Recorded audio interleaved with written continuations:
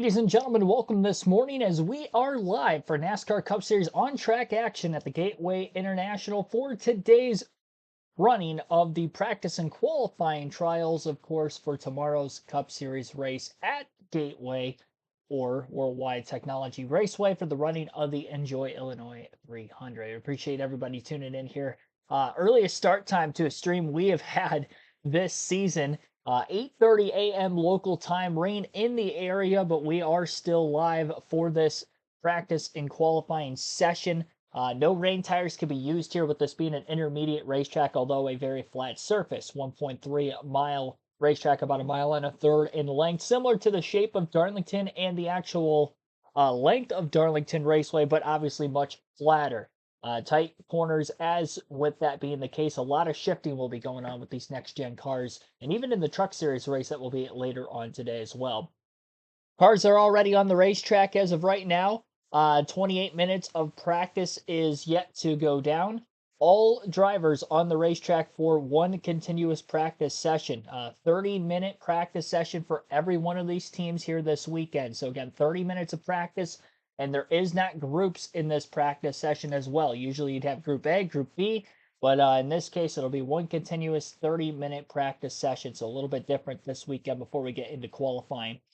You can see the top of the charts changing lap over lap here as of right now. Bubba Wallace that last time by was the quickest, 32.90 for him.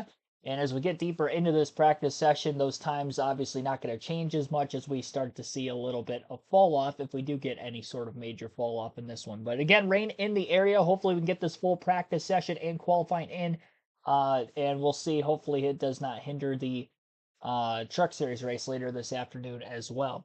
Xfinity Series will be at Portland for their first road course or second road course race of the season, first since Coda, and it'll be the first standalone Xfinity Series race this season. So, triple header here today on the channel with this Cup practice qualifying stream. Truck race at 1:30 p.m. Eastern time, and then at 4:30 p.m. Eastern, we'll have the Xfinity Series race coverage for you. So while this practice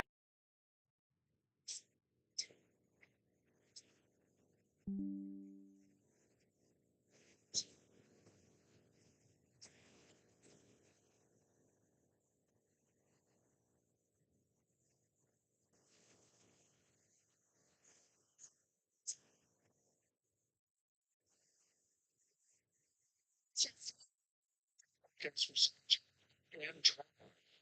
You're just east of the big river. Wow. Last week's winner, Christopher Bell. That was nice. Lucky those laps. Yep. And yes, the race was rain short. Much needed rebound for Christopher Bell and company on the 20 car. It beat up. It was a possible going on 2 months. Guys just could not figure out how to close the deal on these races, and finally punched your ticket. And he got booed for the first time. He did get booed. Yeah. Well, he was standing in victory lane while he got booed. While people were doing, well, yeah, that's right. Yeah. But I run the racetrack in 1 and 2. Love it as you get running, but the fast groove is going to be on the bottom of the racetrack on both ends. See air pressure on his left rear. That tire squat and Larry, a lot of air pressure, a lot of differences out here. Yeah, there is. And you guys were talking about the shifting, and I'm seeing some interesting things going on. For example, the Ford drivers like Logano and Blaney, they're going to third only. They're going to fourth only down into turn 3. But the Toyota drivers like Riddick, like Martin Truex Jr., they're going to third at both ends of the racetrack. So they're shifting 8 times a lap. But to add to something John said about the same tire combination we ran at Phoenix during the year, it has a thicker track edge, it generates more heat, and a lot of crew chiefs were really anxious to get this practice in to see what the fall off was going to be, because last year that generation, it wasn't a lot of fall off even on the long run. Look at the focus in William Byron right there. Never blinked. That's pretty bold. Eyes on the prize. Kid's focused. He's another guy, right? We watched Christopher Bell win and get that rust off and figure out how to, get back in victory lane. William Byron has the same speed, Christopher Bell, almost the same story. Month and a half here, and just hasn't been able to close the deal. I think his day's coming, and it could be this weekend. Well, the good news with those cars is they have speed. And when you had Christopher Bell this week in his interview on Happy Hour, it's the fact that he knew he had speed in his car. And when you have that speed in your car, you can overcome a lot of problems. There's another one that's got speed in his car. Ty Gibbs had a really good race, the 600 in Charlotte last weekend, led some laps, looked good. Set on the pole. His day's coming. He's going to be in victory lane. Mark it down. Going to be this year. 1 30-minute practice session for all cars, and we are set. There you have it again, 30-minute practice session. That's because of the new Goodyear tire compound for this race specifically. So an extra 10 minutes of practice for each individual team and each individual driver compared to what we would normally see on a typical NASCAR race weekend. We actually have a couple of full practice sessions the next couple weeks, 50-minute sessions at both Sonoma and at Iowa. Reason being, Sonoma had a repave before the start of this season's race, so that is going to lead into a full practice session next week. The week after that, at Iowa, it's the first Cup Series race at the Iowa Speedway, so not only the next-gen car, but a Cup car has never taken place at that racetrack, at least on a race weekend. So with that being the case, there'll be a full practice session then. So elongated practices for both today and then the next 2 weeks to follow as well on the NASCAR side of things. As of right now, Joey Logano is at the top of the speed charts on this practice session. The Fords were really good on the flat racetracks with the next-gen car, but this season, not as strong, at least out of the start. It's been Toyota on this type of racetrack so far this year that has had the speed. And you do see 3 Toyotas in the top 5 with Gibbs, Reddick, and Wallace. But again, the top 2 are Penske Fords, which is very reminiscent, of course, of probably years past at this style racetrack. Joey Logano did win this race back in 2022. Which was the first race at this racetrack. He also won at North Wilkesboro a couple weeks ago on a flat racetrack as well. So maybe the Fords are starting to get a little bit closer to those Toyota and Chevy cars as the season progresses. But again, on these flatter style racetracks, I tend to favor the Ford. Part of the reason why they won the championship at Phoenix the last couple of years, this racetrack race is just like it. A little bit faster, obviously, with it being slightly larger in length. Phoenix, a 1 mile track versus this track here at Gateway, a 1.33 mile racetrack. But outside of the top 5, I'll go through the full leaderboard here in the early going of practice. Most laps ran so far 13 for a lot of those guys at the top of the speed charts. Joey Logano is fastest overall with a 32.603. That averages out to a 138.024 mile per hour average, and that was on his 4th lap of practice. Only 1/1000th of a second behind him is his teammate Ryan Blaney in 2nd. Ty Gibbs is the fastest Toyota in 3rd. Tyler Reddick 4th. Bubba Wallace 5th. Austin Cindric, that other Penske Ford, is in 6th. He also qualified on the pole here a couple seasons ago. Ross Chastain is 7th. Christopher Bell 8th. Michael McDowell 9th. And Martin Truex Jr. in 10th. Ross Chastain, the only Chevy in the top 11 right now on the speed charts. Chevy has struggled at Gateway since the Cup Series has come here the last couple of seasons, so might not be a surprise if that happens again. Chastain seems to be really the only one that has had speed out of the Chevy camp at this track, so that's something to look forward to as we get further into this race weekend. Carson Hocevar is the 2nd fastest at this racetrack and had a pretty good run in his debut. Kyle Busch 14th, who won this race a season ago. 15th is Denny Hamlin. Corey LaJoie 16th. William Byron 17th. Chase Elliott 18th. Ricky Stenhouse Jr. 19th. Josh Berry 20th. Daniel Suarez 21st. Alex Bowman 22nd. Chris Buescher 23rd. Kyle Larson 24th. Garrett Krause 25th in the 16 this weekend for colleague racing. Zane Smith is 26th. 27th for Ty Gillen. Harrison Burton 28th. Daniel Hemrick 29th. Chase Briscoe is 30th. Noah Gragson 31st. Ryan Preece 32nd. 33rd.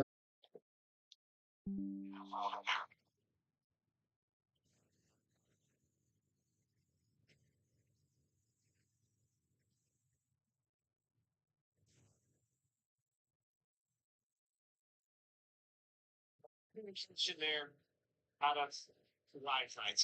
Why would you be telling a crew chief about the ride time? Well, you want the car to run as slow as possible and demonstrate straightways here. You want the car to basically ride on the riding mirrors in the shocks. you got to be able to drive the car down, and you have to be able to drive it under braking, but you want it as low as possible because this is just a very unique racetrack with the way that you have to set the car up and transit in the cars with the brakes, hard braking, and be able to run the car as low as possible. Basically, telling that for the sheet that he's got room. He got room to come down. Jamie, sorry. That's right. And that's his right there, Scott Graves. Heard that. That was after just a couple of laps on the track, so they cut it down and they made some big changes to it. And I asked Scott, he said, we just wanted to free it up. Tight overall is his biggest complaint. Down on the speed sharp, having 23rd. They made those changes. Looks like he's happier with it staying out there. But guys, it's been a rush race for Busher. It's finishing second, the closest finish ever at Kansas.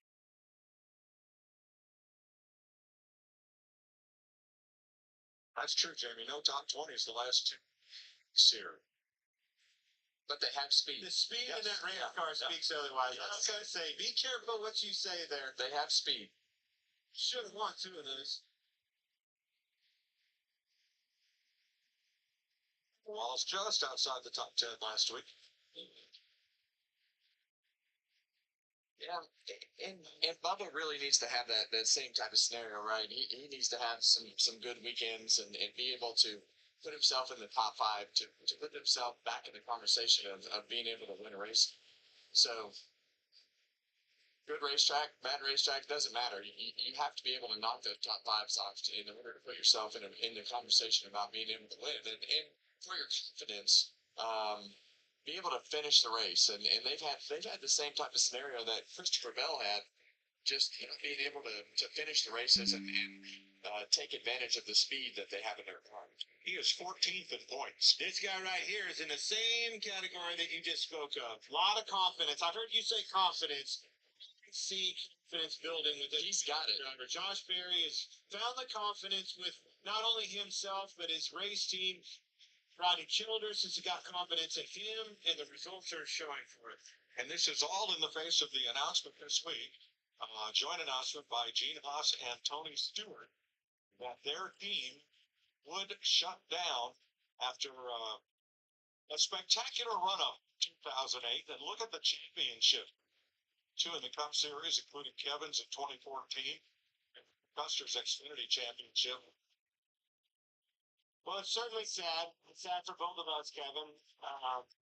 Was able to share a lot of good memories over there, a lot of good people in that race shop. But unfortunately, their day is soon to be over. Now, what does that mean? Again, I said a lot of good people over there, a lot of good race car drivers looking for jobs, and everybody behind them, the men and women that build these race cars, all these guys, those charters. Right? Where are the charters going? And will those people follow? And the only thing we know for sure is the Front Row Motorsports announced that they have acquired a charter. And there's a lot of good people over there for the taking. Yeah. And in racing, and in anything, right? Anything in business or life, it's about the people. And there's a lot of good people over there. Watch that foot, Clint. That is a next gen style of braking. You see him push the brake down, immediately start to release that brake. It's not that complete release onto the brake pedal and let that car roll. You go from brake to throttle to partial throttle.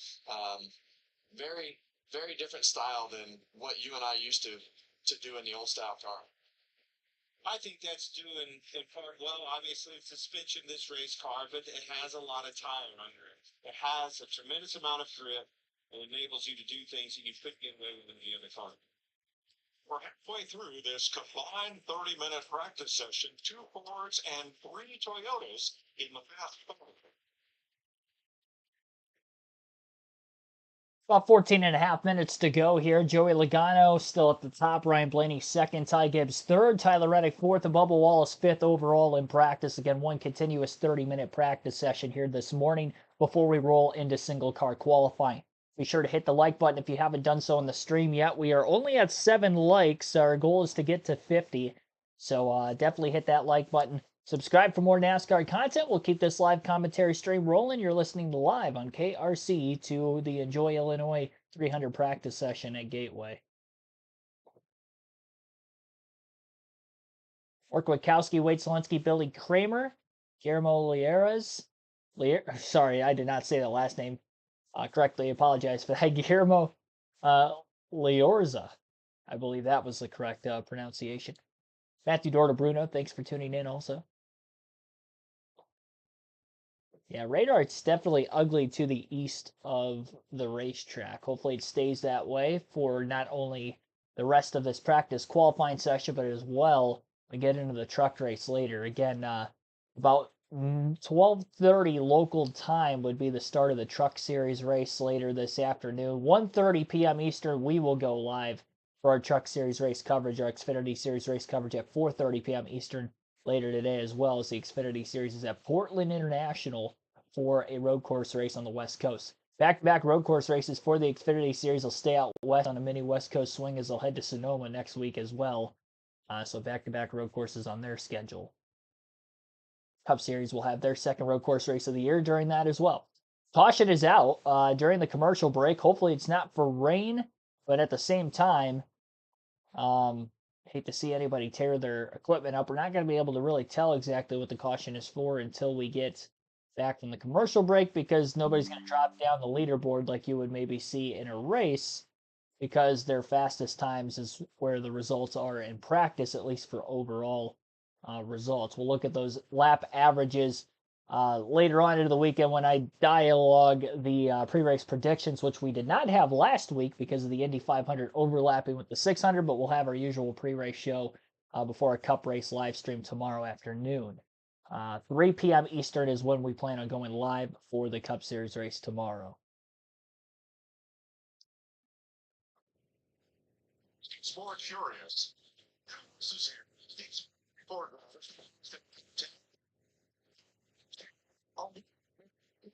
14 races but this year.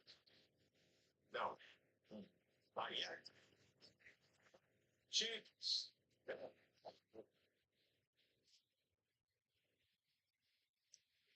Is on the speedway, and the clock at 11 and a half minutes to go in this practice session. A little pesky shower has come over the racetrack. I was hoping that wasn't it. Green is not good. Yellow is worse. Apparently the vortex theory didn't hold up. No, it didn't. Well, it's early, and on top the vortex had a late night last night, and bourbon was involved. Let's call Darren. Qualifying is scheduled to begin at 9:17 a.m. And the good thing is everybody's had a chance to get out there and practice. 36 cars have been on track.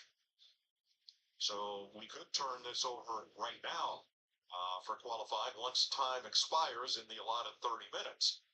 If we're not able to qualify, NASCAR has a metric to use to start to determine the starting lineup. Look how tight those lap times are. It's amazing to me. Go around there, shifting gears, everything you just spoke of, Kevin, that makes a lap around this place. And 4:10 separating first through 24th. They don't only get tired on trim if they get a chance. Series has not had a qualifying session canceled since Charlotte in 2023. That's 36 races. A streak that started right here last year. When we come back, we'll catch up with some of the drivers to get their thoughts on this abbreviated practice session. Outside of Daytona at the very beginning of the season, having the rain issues we did through Speed Week, we haven't really had many rain issues this season up until a few weeks ago, and now it's plagued 3 weekends in a row with the All-Star race at North Wilkesboro. Actually, we got to go back to Kansas. Kansas at the beginning of May, remember, had about a 3-hour rain delay before the start of that race. Their stream was like 7.5 hours long. And then after that weekend, Darlington went through, no hinges there. North Wilkesboro All-Star Race weekend was just a rain mishap weekend, the entire weekend. Friday pushed qualifying into Saturday morning. The Saturday afternoon truck race got pushed into Sunday. And then Sunday night, at least for the All-Star race, didn't have any rain, but it definitely messed up the Friday and Saturday on-track action that weekend. As far as, of course, last weekend, we know the Indy 500 had a huge rain delay, and the Coke 600 was rain shortened. So huge washout last weekend as well. And here we are to start this weekend off. It just stinks that the rain continues to linger and it looks like our practice session is more than likely going to come to an end. Time has frozen for the moment. Looks like they're actually back under green. Pardon me there for a second. It looks like they haven't lost the racetrack, and the light sprinkle in the area has dissipated. So maybe we'll get this practice session in again. Qualifying 9:17 local time. So as we're back to green flag action again, at least temporarily speaking, hopefully we can get all of our on track activity in here in a timely fashion this morning. So just a slight hold with the caution. Cars can go back out of the racetrack. And this is going to be interesting because they have a cycle on their tires. They came into the pits. They have to use the same tires all the way through this practice session. They could change tires before qualifying begins, but lap times are definitely going to be a lot different as these cars go back out onto the racetrack. Top 10 in your practice session so far. Joey Logano at the top of the charts with his 32.603 second lap time. Ryan Blaney is second. Ty Gibbs third. Tyler Reddick fourth. Bubba Wallace fifth. Austin Cindric sixth. Ross Chastain seventh. Christopher Bell eighth. Michael McDowell ninth. Martin Truex Jr. 10th. So that is your fastest 10 in that order so far in practice. Again, we'll take another ad break. You're listening live on KRC to the Enjoy 300 Illinois practice session for the NASCAR Cup Series at Gateway.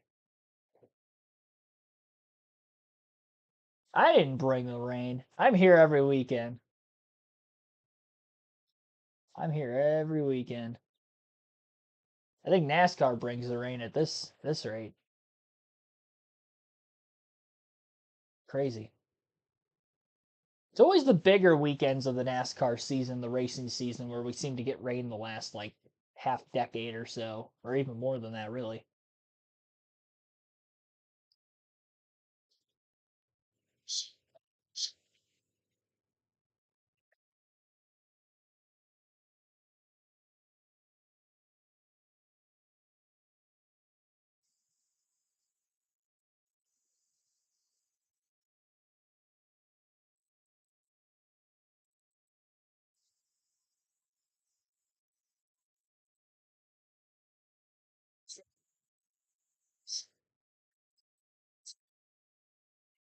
So that means when he says moments, usually everybody else would run. And a lot of that is the downshift, right? You're trying to get this big arc, and you're trying to downshift twice. There's just a lot going on with the corner entry here, so you have to be able to kind of diagnose everything that's happening with the car. But he obviously said, "I don't know." So it sounds like you. All right, Jamie, help me out here. Only was Ty Gibbs out of the race start, 27 laps, third on the board.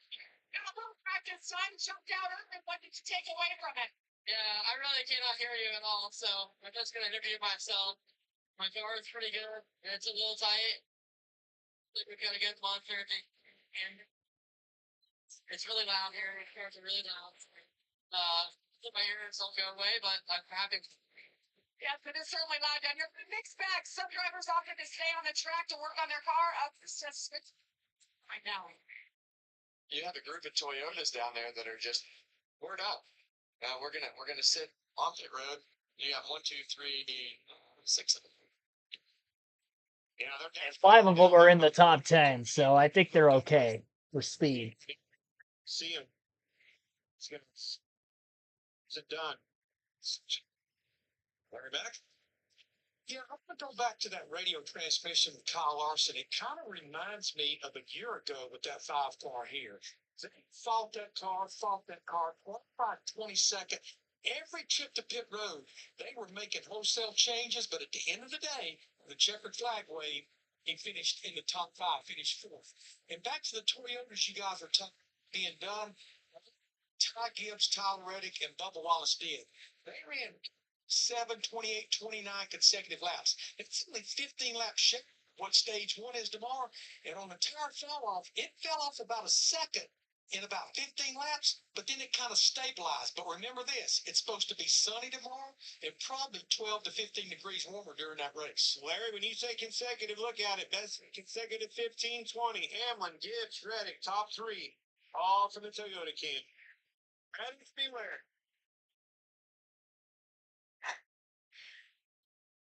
This kid continues to impress. Justin Haley has the 11th fastest lap of this practice session.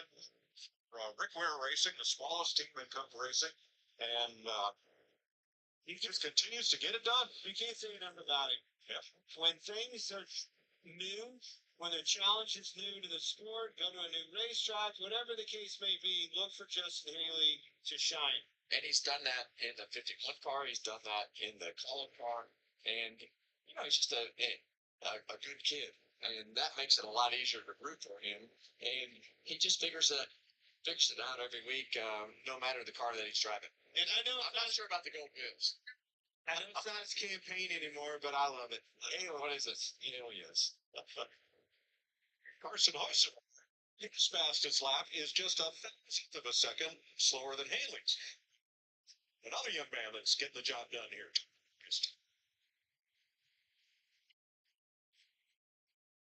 Remember his first race right here at this racetrack. Did a good job, made a name for himself, and look, now he's in a full-time ride. That's right. He was in the 7 car for Corey LaJoie because Corey LaJoie was in a different car at this track last year. There's Corey carrying an onboard and a foot cam. Vividly remember that. I felt bad. Corey got the opportunity, got it over in that race car, and actually Hocevar, he got raining that day. Hocevar stepped up to the plate and did a good job. And, you know, Corey, the deck was stacked against him. The opportunity was there. We all know the race car driver he was, and I felt so bad for him that day. It wasn't the day that he was looking for, and it really wasn't his fault.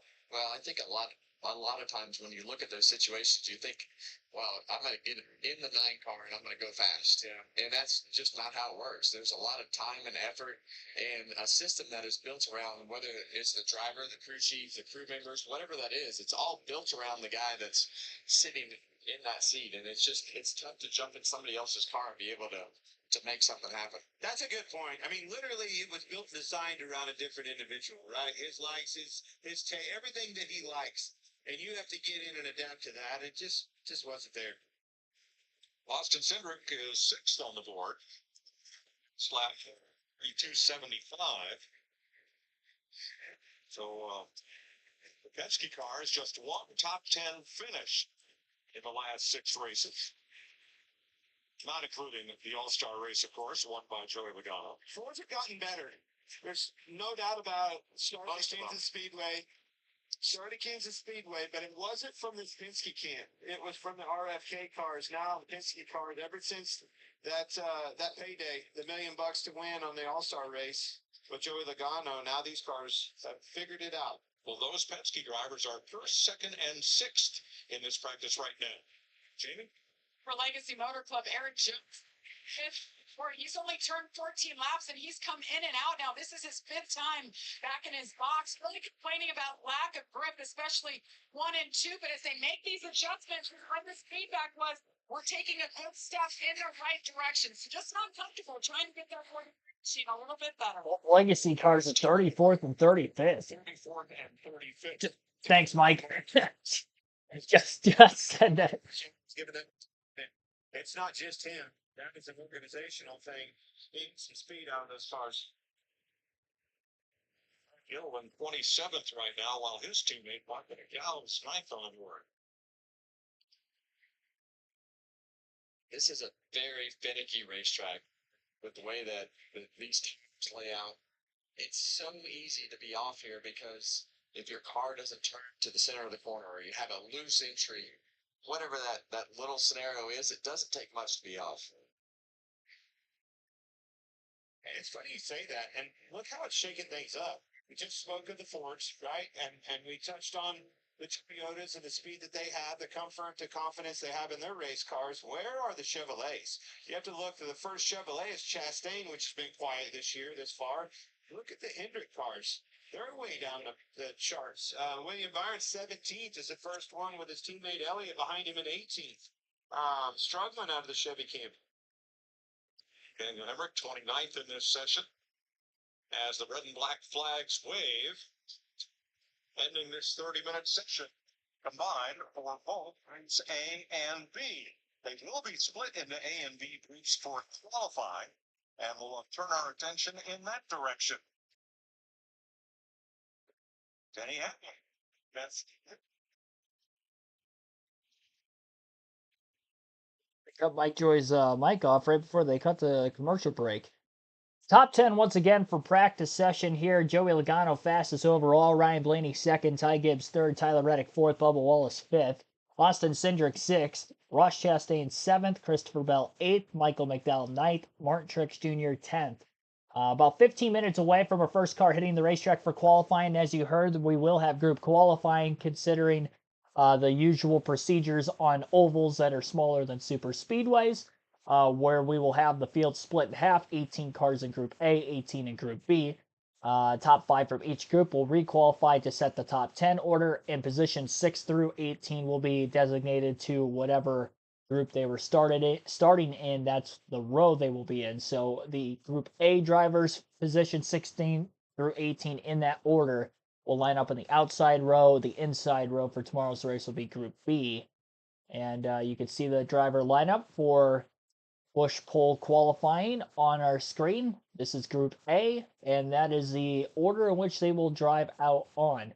1 lap per driver, as this track is bigger than 1 mile in length. So 1 lap per driver here to set the quick time for these 18. The first 9 drivers to go out for qualifying will be Cody Ware, followed by Zane Smith, Harrison Burton, Austin Dillon, Ricky Stenhouse Jr., Ryan Preece, Carson Hocevar, Daniel Hemrick, and Austin Cindric. So that will be the first 9 drivers to get to qualify for the race tomorrow. We'll take a look at the point standings before we get started here into qualifying and look at how things have fallen out from the Coca-Cola 600 a week ago. Denny Hamlin has actually taken the points lead all of a sudden at the top of the speed chart. So there you go. Denny Hamlin, points leader by just 5 points over Martin Truex Jr. Kyle Larson, who was the points leader going into last weekend's race, did not race, of course, by the time he showed up at the Charlotte Motor Speedway. The rain came. He never got to make a lap in the race car. Now, he would have had to start the race to get the points anyway. The owner points, though, still go to the number 5 car, so he'll probably be higher in the owner standings than what he would be here after Allgaier had finished 13th in the 5 car a week ago, but no stage points for Justin Allgaier. Again, Denny Hamlin with 3 wins this season, obviously already locked into the playoffs, now looking for those additional 15 playoff points for winning the regular season championship. After this weekend's event, we still have 11 races to go in the regular season, so there is still time there. As for Martin Truex Jr., he is again second, 5 points back, 6 points back as Kyle Larson in third, and Larson had a 30-point lead going into last week as well, so lost 36 points to that of Denny Hamlin as a result of course, not participating a week ago. Chase Elliott, his teammates, fourth of points, 17 out of first, 31 out of first is William Byron in fifth. So with Larson missing that one race, now all of a sudden you have 5 drivers within about a half race worth of points of each other, and the top 7 are all mathematically able to take the points lead this weekend. So Tyler Reddick, 6th in points, 55 back. Ty Gibbs, 57 back in 7th. Those are all the drivers who mathematically are within 1 race worth of points from Denny Hamlin, the new points leader. As far as Kyle Larson's season goes, he still has the most laps led of any Cup regular by about 42 laps over Denny Hamlin, and the most stage wins with 7. Next closest is Hamlin with 3. 6 top 5 finishes for Larson this season. That ties with Brad Keselowski and Denny Hamlin for the most on the season.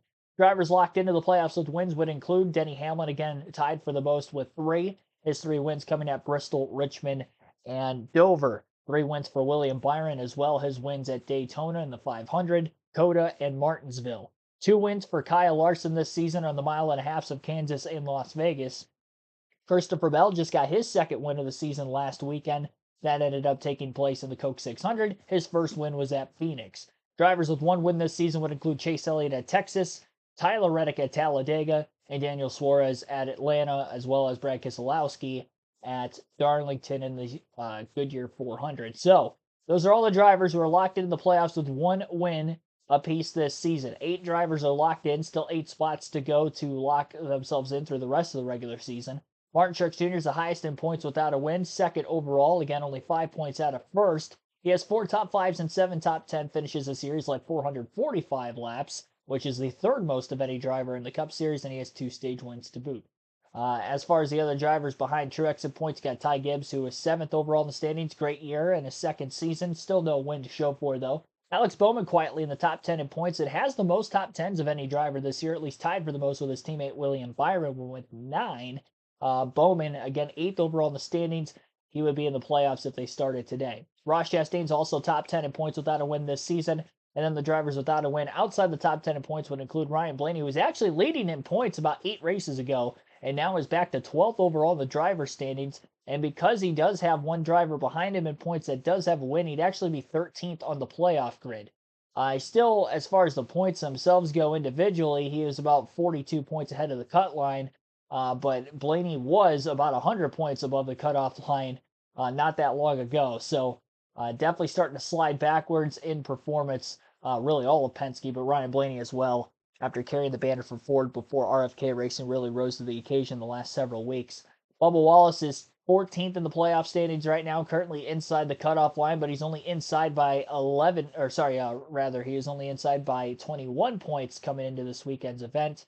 12 points to the good is Kyle Busch, and Chris Buescher has the last spot in. He is 11 points ahead of Chase Briscoe. Briscoe's the first driver outside of that cutoff line. Joey Logano's still 30 points below the cutoff line. That was his gap back to last weekend in the 600. He ran outside the top 10 the whole day, no stage points, and obviously with that race ending when it did in the middle of stage 2, middle of stage 3 rather, the stage 3 and the race finishing points were exactly the same. So not a good points weekend for Logano, again, still 30 back. He would be 17th on the playoff grid, or 18th rather on the playoff grid. Josh Berry's 19th in the point standings right now, over one race worth of points behind Buescher for that final spot, and Austin Cindric is 20th in points as he is also over one race worth of points out of the top 16. So that is where we stand right now for the point standings, the playoff standings, going into the rest of the regular season, and including, of course, this weekend's event at Gateway. So that's all you need to know by way of the point standings. Now, based off the speed charts, if you're a Hendrick Motorsports fan, which I know there's a lot of them here, and you're wondering why are they off on speed this weekend, I will go through the last 2 races here at Gateway, which were the only 2 races for the Cup Series, both with the next-gen car. And I will tell you that Hendrick Motorsports struggles at this racetrack consistently. You look at actually, we'll go to 2022 here first. 2022, first race at Gateway with the next-gen car. There were no top 10 finishes for any driver at Hendrick Motorsports. The highest finisher was Kyle Larson in 12th. Alex Bowman was 13th that day. We know Chase. And then also, William Byron had a 19th place run at Gateway 2 years ago. So we fast forward then to last year at Gateway. Kyle Larson did get a top 5 finish, but if you look at the first 2 stages, he only scored 1 stage point. That was a 10th place finish in stage 2. So he's kind of progressing forward as the day went on. He qualified 22nd, as you heard over the broadcast during practice.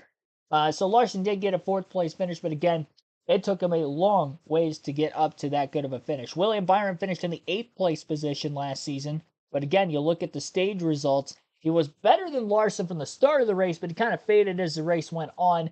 He did get double-digit stage points. He ended up scoring 11 total. But in practice this weekend, all the Hendrick cars are outside of the top 15. So that is a little concerning again this weekend. Hendrick Motorsports, again, struggles at this track. So outside of Byron and Larson's top 10 last year, Chase Elliott did not run this race. Corey LaJoie, in replace of Elliott, finished in 21st. And then Alex Bowman also finished outside the top 10 in 26, and he did not finish on the lead lap either. So that is concerning, I think, for Hendrick Motorsports at this racetrack.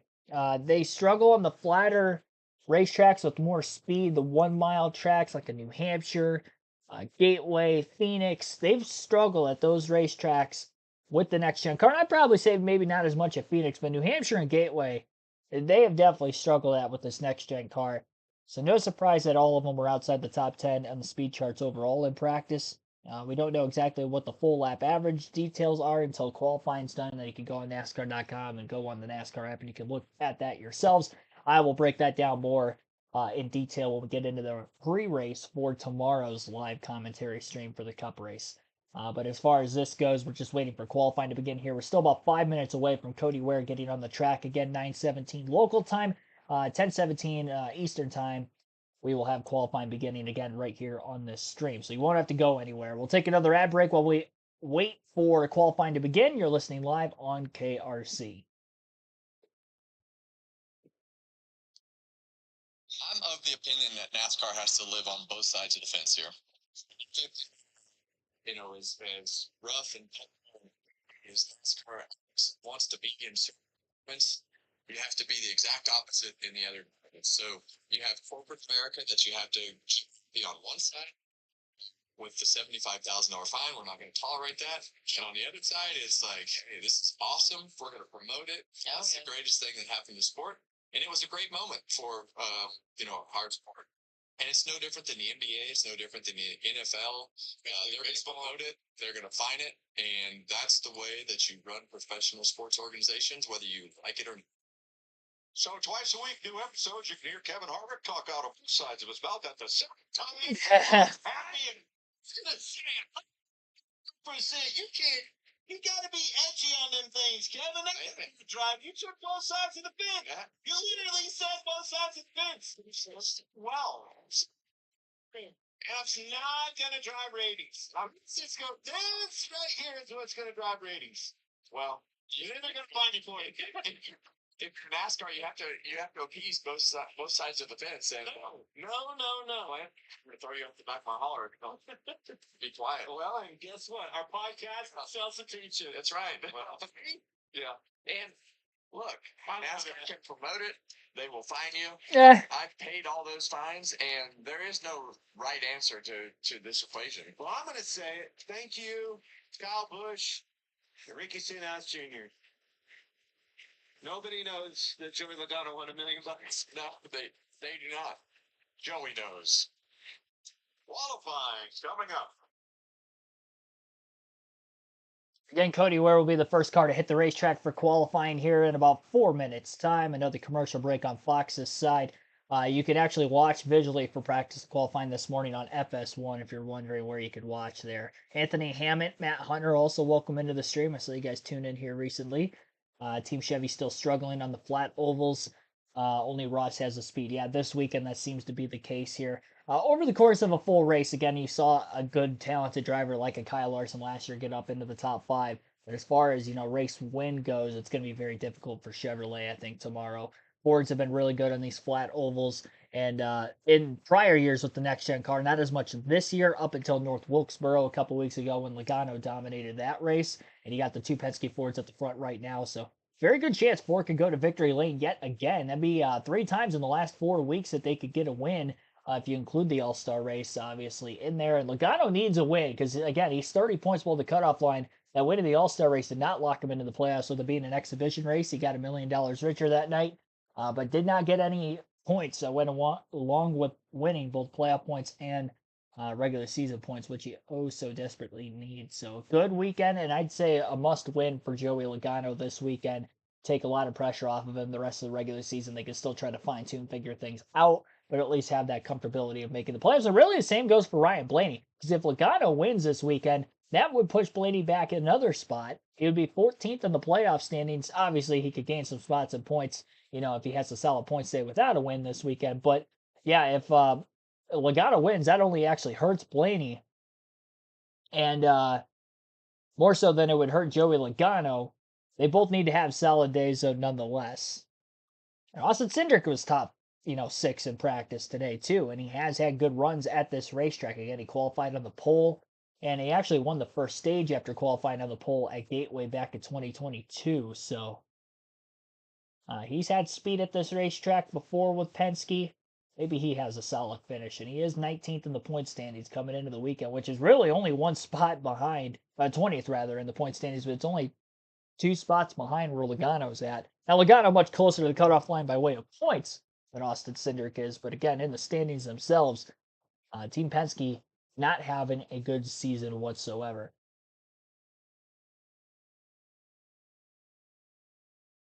Five Toyotas were inside the top 10 in practice, 3 of them in the top 5. And of the ones that were in the top 10, Gibbs, Bell, Hamlin, they'll be the last 3 drivers to qualify here in this Group A session.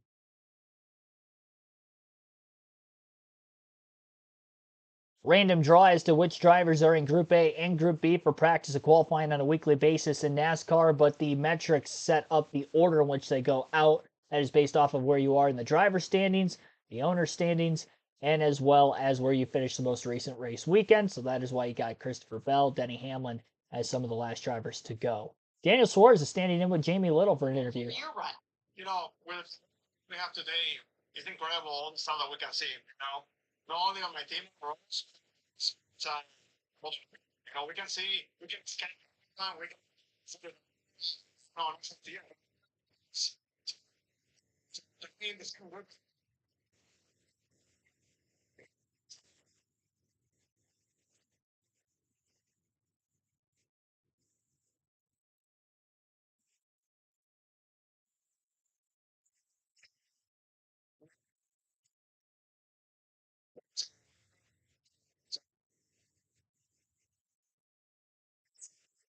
This time around, a year ago, for one, the weather, but the tire is different as well. Those balance changes at all just in that practice session?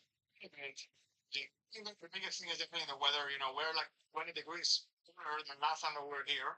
The tire is a little bit different as well. The construction, 1 year of the, you know, 1 year of developing with this max a lot. You know, we have just smarter single months. So it's gonna be definitely a little bit quicker than last time. Thanks for your time. Good luck in qualifying.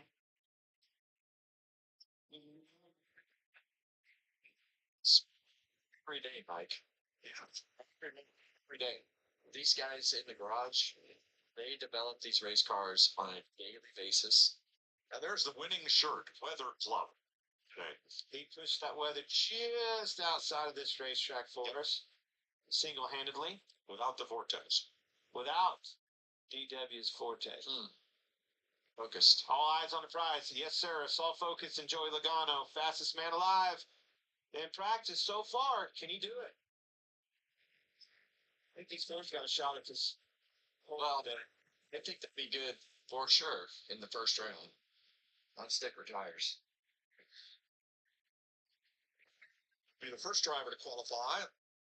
He's going to make his second start of the season. He started 31st and finished 24th at Talladega. Raced here in 2022. 31st, finished 35th. A lot of grip in this racetrack. Grip and grip.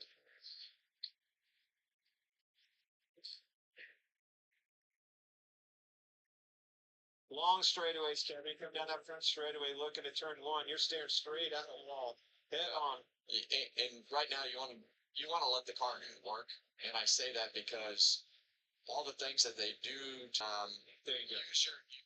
Cody, we're going to lap in at a 33.335, so he is the first on the charts there as he's the first car to hit the track. Zane Smith now is up next for Spire Motorsports, so he'll be the first Chevy to qualify here this morning. Usually don't have as much of a gap time between practice and qualifying for each of the series this weekend, in between the start of like the Cup practice qualifying stream into the races, whether it be the Truck or Xfinity race. Following that, the reason why there is a bit of a gap here is because the Xfinity series is at Portland this weekend. So after qualifying concludes today, we're still going to have probably 2.5 hours or so before the next stream, which usually it's about a half hour to an hour.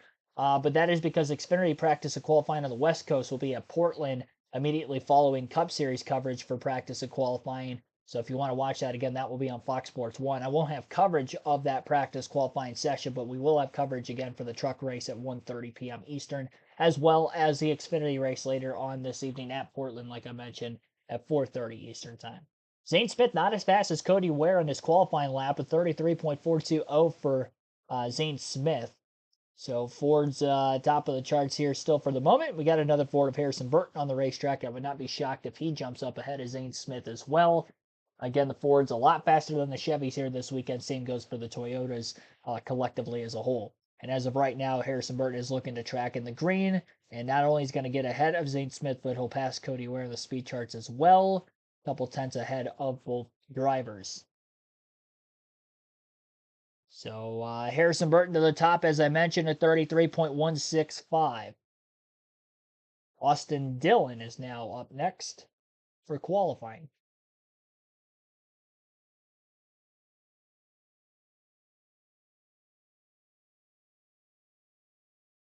And qualifying should, relatively speaking, be pretty tight here from top to bottom. Only about 0.4 of a second was the difference in the fastest lap from first back through 24th,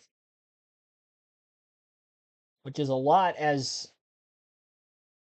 which is not a lot, especially when you consider the fact of how much these drivers are shifting. We heard Larry McReynolds state that a lot of these drivers are shifting about 8 times a lap. They'll go from third gear to fifth gear up by the end of the straightaway, back down to third for the next corner, back to fifth. So a lot of shifting at Gateway with this next gen car. And even in the truck series, we'll see some shifting. Obviously, they don't have a fifth gear, but you'll see a lot from third to fourth there as well. It's just the way this track is. It's how flat, how high speed it is on the straightaways. You got 2 drag strips with 2 very tight flat corners on both ends of the track. Again, very similar to New Hampshire. It's more egg-shaped like Darlington, not as symmetrical as the New Hampshire.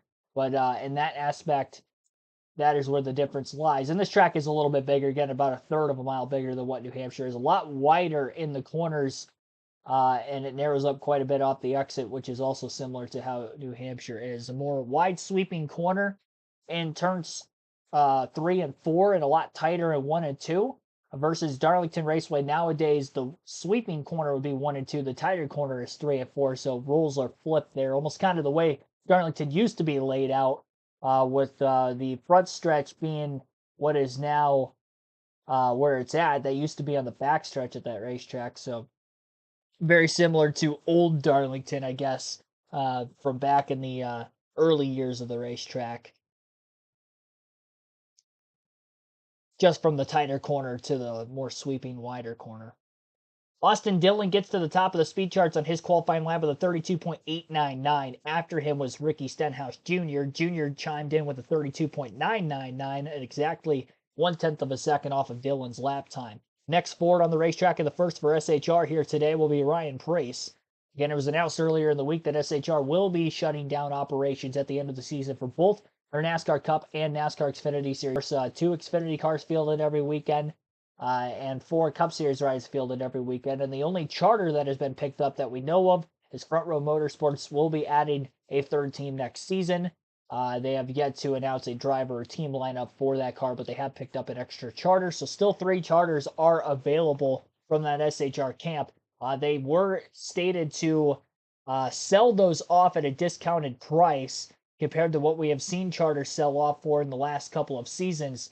So there could be definitely more teams that could be looking at expanding into next year. We know RFK could be potentially expanding. Maybe a newer team comes into the Cup Series. 2311 has been wanting to expand in recent years as well. So it's going to be interesting to see who's going to nab those spots up and what drivers are going to be on the move up. If Toyota does nab one of those, I think that really does get rid of a ride for, one of those current 4 SHR drivers that are there now.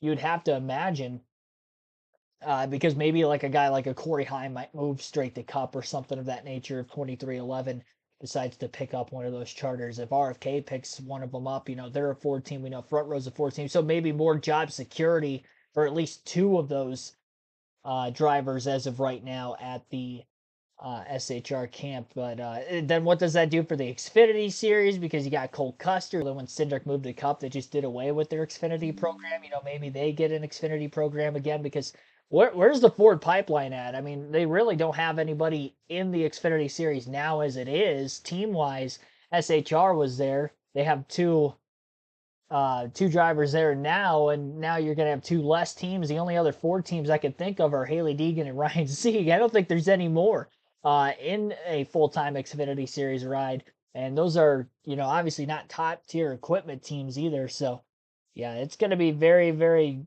big developing story as the season progresses as to who goes where and what happens really to the Xfinity Series from the Ford side of things. In the midst of talking about all that, Ryan Preece's lap time did time in at a 33.225. He was outside the top 30 on the speed charts in practice, and he's already outside the top 5 of the first 8 drivers to qualify here in group qualifying for Group A. Austin Cindric on the track right now will set the quick time of a 32.620. And the only other driver to qualify in the midst of me talking about all that was Daniel Hemrick, who is now currently 5th Hemrick's lap was a 33.077. So first commercial break in the midst of qualifying. Austin Cindric, again, is the fastest overall in qualifying right now. He was sixth fastest overall in practice. And a 32.620 again was his lap time, over 2/10 quicker than that of Austin Dillon, who's second. Next 9 drivers in this order after the commercial break will be hard to pass. It definitely is at this racetrack. Track position is huge. And if you're already, off to a slow start like Chevy, it's only going to be that much harder for you to move through the field as well. With that being the case, Keegan is going to rain for the truck race today. I know when I checked the hour-by-hour forecast, it was like a 24% chance of rain when I first got up at about 7 a.m. this morning. Let me look at that again real quick here. Get you a more updated look now that it's been about 3.5 hours since the last time I checked the weather for St. Louis. More likely to rain later this afternoon than what it is here this morning. Chance of rain local time is about 34% when the truck race is set to begin. And it looks like once it rains, it's going to rain most of the day, with the Xfinity race starting at 4:30 on the West Coast by way of just TV time. I don't think they're going to want to overlap the two races together, which are supposed to be on the same channel. So no weather will impact the Xfinity race. With that race being on a road course, they would be able to use rain tires. Yeah, I don't think it's very likely we'll see the truck race today. If they do look to start things up, at 1:30 Eastern time later this afternoon, then we will still go live for it, but I'll keep you updated in the community tab, of course. You never know, they could fizzle out.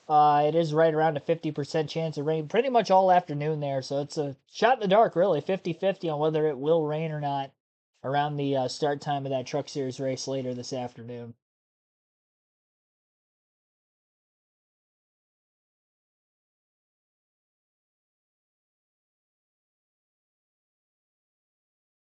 Once again, be sure to hit the like button on the stream if you haven't done so yet. Our goal is to get to 50 likes.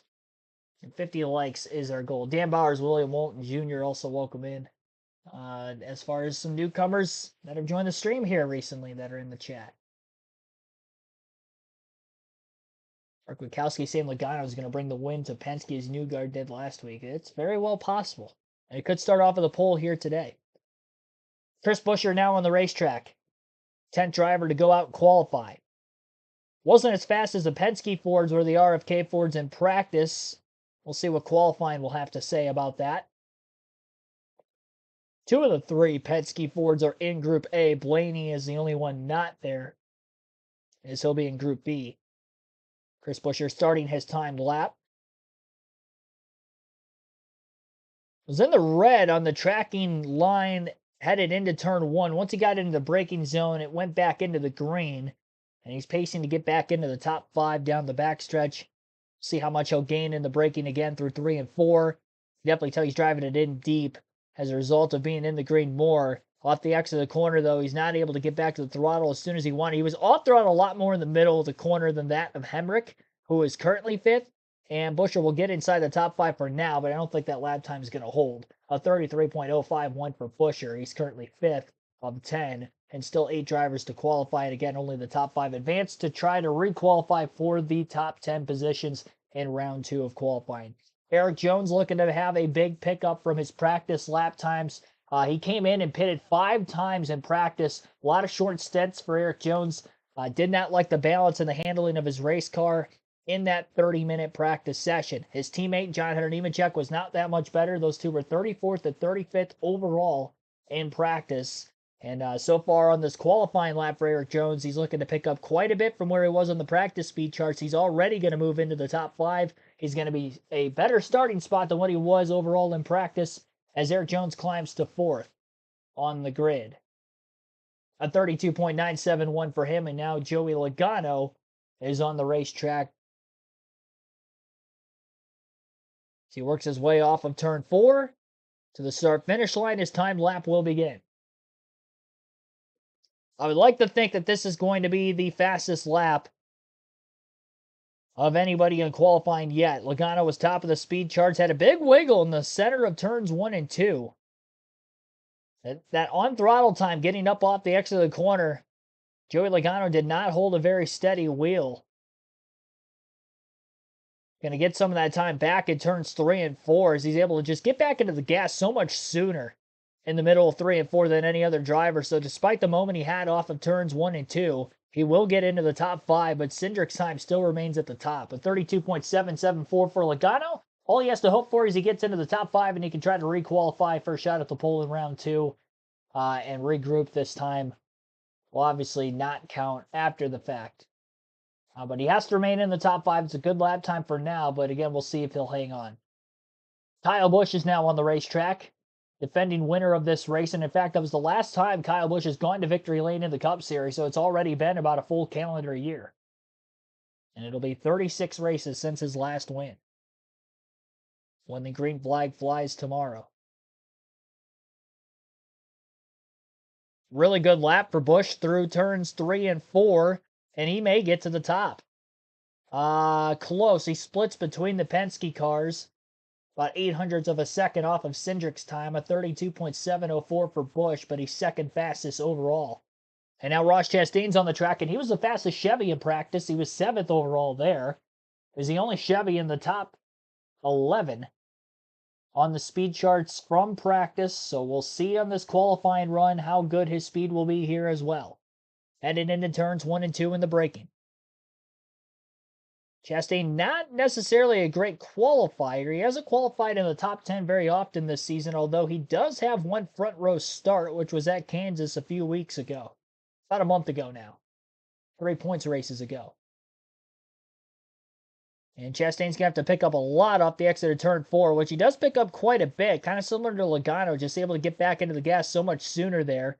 And it was close, but he does get into the green. 4th as of right now. It's going to be a tough lap time to stay up in the top 5, but we'll see how it goes for him. A 32.897 for Ross Chastain. And now it's Alex Bowman.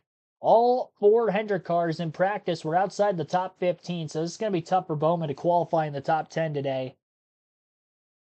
2 races at Gateway in the next-gen car. Bowman has also finished outside the top 10 in both of those races. He's sure is going to be the difference maker, especially with how good we've seen drivers get off of turn 4. The sooner they can get back to the gas, the better. And Bowman pretty good through 3 and 4 as well. Stabilizes for himself. He'll get into the top 5 for at least right now. 4th for Bowman. And that lap time will time in at a 32.822. So right ahead of Ross Chastain. That will bump Austin Dillon out of the top 5, and now it's Ty Gibbs. 3 Toyotas to finish out round 1 of qualifying for Group A. Austin Cindric and Kyle Busch are locked into the top 5. Logano, Bowman, Chastain on the bubble. Gibbs, Bell, Hamlin still to qualify, and again, Gibbs is on the track right now. Gibbs getting up off of turn 2. Tracking in the green on Chastain. Now, unlike Chastain, Gibbs has qualified in the top 10 many times this season. He's been a great qualifier. And he's already had a few front row starts this season, including a couple poles. Phoenix, and then last weekend in the a couple front row starts. He had a front row start at Phoenix earlier this year, led a lot of laps in that one. But actually, his first career pole was in the 600 a week ago. 2nd for Ty Gibbs, also ahead of the Penske car of Logano, but also ahead of Kyle Busch. Gibbs is now locked into the top 10. In the top 5 for this group specifically. Lap time is a 32.698 for Gibbs. That's 0.07 of a second behind Cindric's fast lap. Cindric trying to go for his 2nd career pole at Gateway. Christopher Bell, little wiggle off turn 2. That to what Joey Logano did on that end of the track. Very deep into the braking zone through 3 and 4. Gets back to the gas pretty quick as well. And a great lap for Christopher Bell up off the exit of turn 4. He really picked up on the second half of that lap. And Bell gets the 2nd fastest. A 32.681. These guys are getting quicker and quicker. That bumps Alex Bowman out of the top 5. And now Joey Logano who was fastest in practice, one of the favorites for the pole, is now on the bubble after his hiccup up off of turn 2 in practice. Bell had the same hiccup, but had more of a pickup in 3 and 4 than Logano did. So it's between Denny Hamlin and Joey Logano, the two on-track rivals, trying to go for this final spot. Hamlin great through 1 and 2. Logano had a really good 3 and 4, though, so we'll see if there's any fall off here for Hamlin, as Denny Hamlin will move to the top of the speed charts overall at 32.582, the fastest lap we've seen today in both practice and qualifying. So Denny Hamlin, fastest overall on the track at all today in the Cup Series. And he will be the last of these 5 to qualify in round 2 for Group A. And again, your fast 5 from Group A: Denny Hamlin, Austin Cindric, Christopher Bell, Ty Gibbs, and Kyle Busch. And Logano, who is fastest in practice, will be starting in 12th on race day tomorrow. Cole Trickle, Alan Williams also welcome into the stream. 15 likes. Again, be sure to hit that like button, ladies and gentlemen. We got more than that many people watching. Try to get to 50 likes. This is the earliest live commentary stream we have had this season. Maybe the earliest start time to a stream I think I've ever had. 9:30 a.m. It's an early start time, but it's kind of cool. You know, you wake up and NASCAR's on already. I mean, I was up for about a couple hours before that, but getting everything ready to go for these streams today. Getting all the notes needed. And here we are. But yeah, definitely be sure to hit that like button so we get close to that goal by the end of the stream. Got the Group B order already on the screen right now. Derek Kraus will be the first in that group to qualify. Then Corey LaJoie, Noah Gragson, John Hunter Nemechek, Ryan Blaney, Justin Haley, Chase Briscoe, Daniel Suarez, and Kyle Larson. Those will be the first 9 drivers to qualify for Group B. We'll take an ad break. Again, you're listening live to Enjoy Illinois 300 qualifying at the Better Every Race. You can see in progress.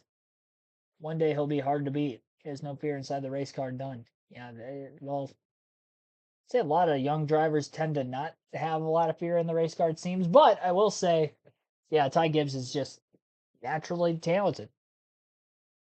Sure, he was in the fastest car probably in the Xfinity Series and the fastest equipment of Joe Gibbs Racing in his Xfinity Series days, but he still won more often than not.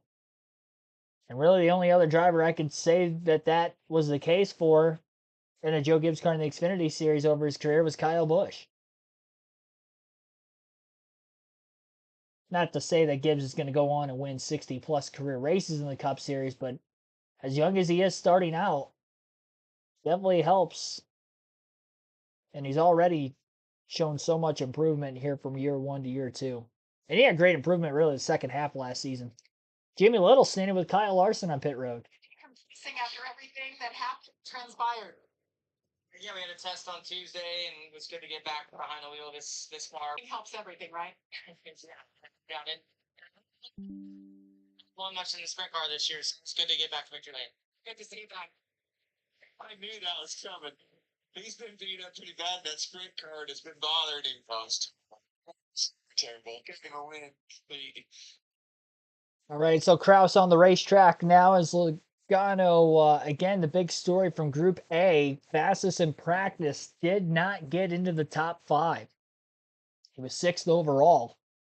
His teammate Austin Cindric did make it into the Fast 5, as Cindric was 3rd overall in Group A.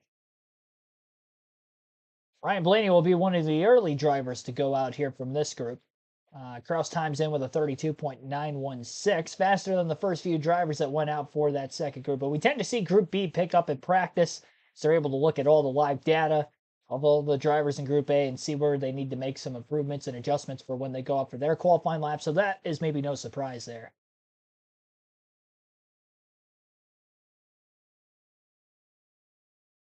Usually see them right at the bottom every week, but this week kind of right in the middle. Maybe they can have that top 20 race speed from start to finish. Corey LaJoie with a 32.735 has just wrapped up his qualifying lap, and now Noah Gragson is on the racetrack for his. 5.5 of the last races. Finished 33rd here last year and is only at this track. I see these guys gaining momentum, and that's what I appreciate about it. Ken Stewart-Haas, right? If we're talking about Stewart-Haas, it was a tough week for them, but they're going to get it collected, and they're going to get the speed back in this race car. The 10 car's been on a really good roll, and that 4 car has as well. And I see them both. I see Annika Patrick. Yes, for sure. We were a teammate of hers, speaking of Stewart-Haas, teammate with that green race car and a number 10 on the side of it. Looks a lot like the paint scheme that she had GoDaddy, It does a little bit. but they have struggled. Nemechek making his first Cup start here. He won here in the Xfinity Series in 2017.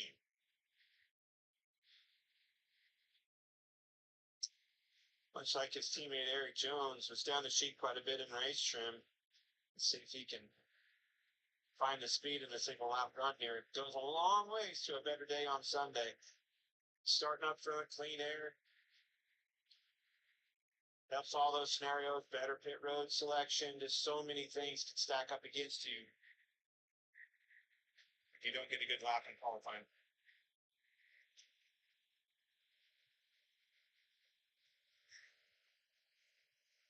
It'll be 4th and 4. You can hear how much slower that shift was right there than what Corey LaJoie had with the no lift. He heard him lift out of the gas and bomb. Well, LaJoie was just bam, right into gear. Pay no attention to those raindrops on the lens. Here's Ryan Blaney, who started top 5 in both races here and finished top 6 in both. Larry liked this car right here. Said he had some speeds. Candidate for a pole. Let's see what he's got. Tell him, Larry. Well, I'll sell him. Looks like he's pretty good through 1 and 2. A lot of green here, Larry.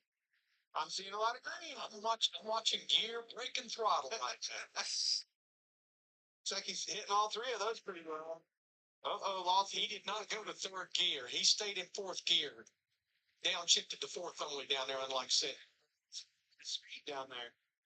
32.66 puts him on top of the board. Good lap. You were right. LaJoie had a really good lap. John Hunter Nemechek on the bubble. Here's Justin Haley. Just finished top 20 in his 2 starts race here in 2018.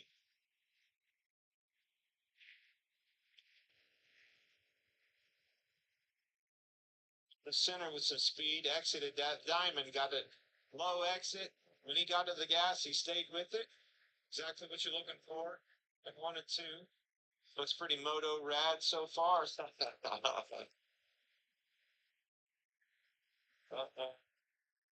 See more raindrops, Mike.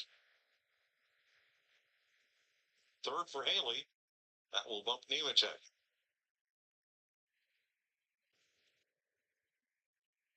So we're going to take a break with Ryan Blaney, fastest in Group B so far. Well, commercial break. It sounds like there's more raindrops at the racetrack here. There hasn't been a caution displayed yet, but maybe a little bit of caution, at least by way of NASCAR officiating here, not wanting to send anybody else out onto the track. Now, if we finish this group of qualifying, we will have the full timing charts for qualifying. But if we don't get through the rest of these drivers and not everybody has a chance to make one qualifying lap, then the metric system will display the start time, or sorry, the starting lineup for the race tomorrow. So yeah, with that being the case, I think that would mean William Byron will be on the pole. Now, I could be wrong about that, but I think Byron would be on the pole and Hamlin would be second if we do have a washout here before the rest of these drivers in Group A are to qualify. Now, we don't have many to go. We only have 12 drivers that have to make a lap. And then obviously, if we do get the full qualifying in, then we will still have to requalify for the top 10. Fastest from Group A and Group B, the top 5 at least of the fastest of those drivers would continue on.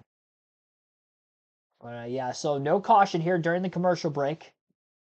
Our remaining drivers of the 12 to go will be Chase Briscoe, then Daniel Suarez, Kyle Larson, Todd Gilliland, Michael McDowell, Josh Berry, Bubba Wallace, Martin Truex Jr., Chase Elliott, Tyler Reddick, Brad Keselowski, and William Byron. Those are the remaining drivers to qualify. for Group B. Right now, your fast five is Ryan Blaney with a 32.663, Corey LaJoya second, Justin Haley third, Derek Kraus fourth, and Noah Gragson fifth. Only one of those drivers that have qualified not in the top five would be John Nemechek at sixth. Now, the gap between Blaney and LaJoy may not be very big, but the lap time Blaney put down was quicker than Logano's, who was bumped back in the last round. That lap time for Blaney would have been quick enough to be fourth overall for Group A. Now, the speeds collectively, usually from Group A qualifying to Group B qualifying, tend to pick up quite a bit, so we'll see if that will still be the case here. 10 starts this season. Let's see if he can transfer to the second one.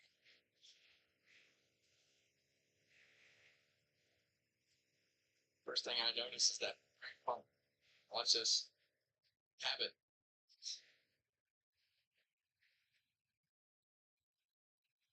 Look how little that steering is right there.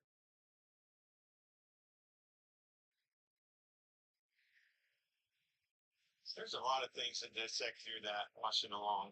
Briscoe is fourth. Jamie? Austin Cindric's second fastest in that first group. Everybody talking about shifting here. Not going to be a benefit or hinder you at times here. Yeah, I mean, it's definitely awkward, especially when the pace is this high as far as what your choices are. I think it just depends on car balance, car band and your engine strong or not. I feel like it's definitely a track where you're going to have to use it, make those decisions sometimes in traffic, a second before the corner. But otherwise, yeah, really fast today with the overcast conditions. Freightliner Ford Mustang definitely has some speed. It's been a really great track for Team Penske the last few years. So I think really hope that we get all of qualifying in today so I can start at least in the top 10. So, yeah, so let's. It's between that rain down, just little sprinkles still in the air. That's a great point. Think of the difference that will make. Well, and one thing that I take out of that conversation that I remember from the boards, the power band is always highs on a Ford engine compared to a Chevy engine, Toyota engine, and being able to shift puts those guys in a better box with their engine. Always liked RPMs. Yes. So Daniel Suarez will not transfer to the final round. Here's Kyle Larson. Finished 12th and 4th here. He has 3 poles already this season. Chevrolets were not near the top of the board in practice. See what happens here. Only Chevy in the top five from Group A was Kyle Busch. Yeah, great. 1 and 2. Second pole Larson. Smooth Briscoe together. Denny Hamlin, 32.58. That first group. Gilliland has 2 starts here. The best of 15th here last June. But it's second here twice in the Truth Series. Whoa.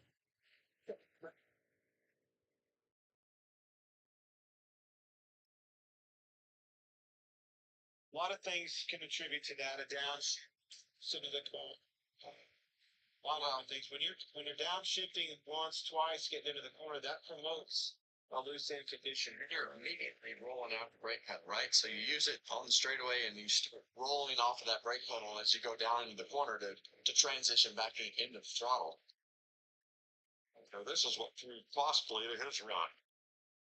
Yeah, it started. He was loose for a football field.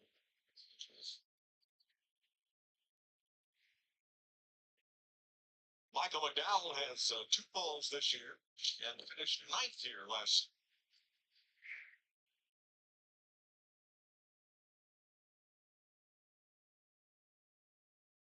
World Motorsports losing McDowell, but they're going to expand to 3 teams next year. This guy, 2 seats open. this guy has been a phenomenal qualifier this year, and the speed is there again. Sweet gateway. Almost got against the wall.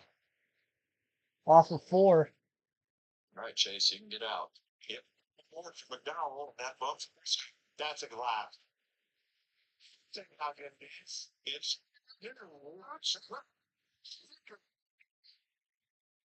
See, Kevin, you'll have to. it's just fun to do. Yeah. Well, I've heard that a couple times. Josh Berry Tens in the last two races. This is his first Cup start here. It's race car, right? Yes, for sure. Rodney, one At of the racetrack. Hang on. one of the things Rodney told me when I came to the 4 car is we're going to qualify a lot better. I thought I was a bad qualifier. Until Rodney decided that I was going to be a good qualifier and the things that he did with the car. Austin Haley on the bubble here. Not a good lap. Yeah, and in today's world, as we see Bubba Wallace take the ring flag, in today's world, you have to qualify good. You have to be able to qualify at the front of the race, at the front of the pack to get the race started so that you can get the stage points, so that you can get a good pit stall. There's so many benefits to making your weekend good on qualifying day right now. Yeah, there's so many layers that stack up against you. And it was a little slip up. Like one little slip up, and it's a difference between, what is he, ninth and making the final round. Bubba Wallace has a truck win here. 5 top tens this season. And he is third fastest. That was Haley. And moves LaJoy onto the bubble. Here is Martin Truex, who finished top 10 in both races here. Fifth last summer. And an Xfinity Series win here in 2004. These kids' cars are fast. All the Toyotas, for that matter. Well, the good news for us, Like to be good. there's only one Bass Pro Shop car in the field this week. So last week we had 3 of them. Headquarters right here in the state of Missouri, right down in Springfield. Truex trying to make the final round for the 9th time this season. It's going to Springfield this week. Man, that is Bass Pro country. The Ozarks. Hi, Corey. He will not bump for him to join. By about 8/100ths of a second. So that will lock Michael McDowell into the final round. Here's Chase Elliott. Has the best average finish of all drivers in the field. Finished 21st here 2 years ago. He's trying to make the final round for the 10th time this year. Discipline, easy in, hard off. Was discipline getting into the corner. Got to the throttle. That hard off I was talking about. Look at the difference. Look at the momentum down the back straightaway. Very disciplined. Same thing. 3 and 4. Did not overdrive the entry. Got the most of the lap on exit. Losing a little bit of speed here right at the line. Hangs in there. Elliott was by 7 in 1,000. Or it commentates as we camera to be bumped out every time. Finished top 10 in 6 of the last 9 races, including his Talladega win. He has started 10 in races here. I got bad news for Corey. Yep. Things go Easy. your plan. I know it. Easy. He's got to piece it together. These Toyotas, again, very fast in practice. I look for this guy to be able to find it down here in 3 and 4. Stay in that green. Stay in the green. Blaney is locked in. Corey, got bad news for you. Head to Chili's.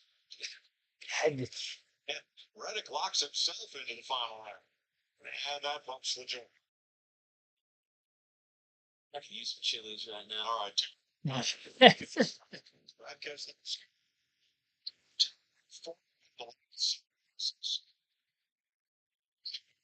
Pole at Darlington. You know what you call that, Mike? Bad Brad. He is back. So it is Keselowski and Byron against Wallace and Larson for the final 2 spots. Gosh, Clint, I look at that scoreboard and I have to look twice every time I look at it with as fast as Michael McDowell's lap is. That's 3/10. Stays away from me, but if you'd have been listening to what I said, he never was good. That isn't really fast.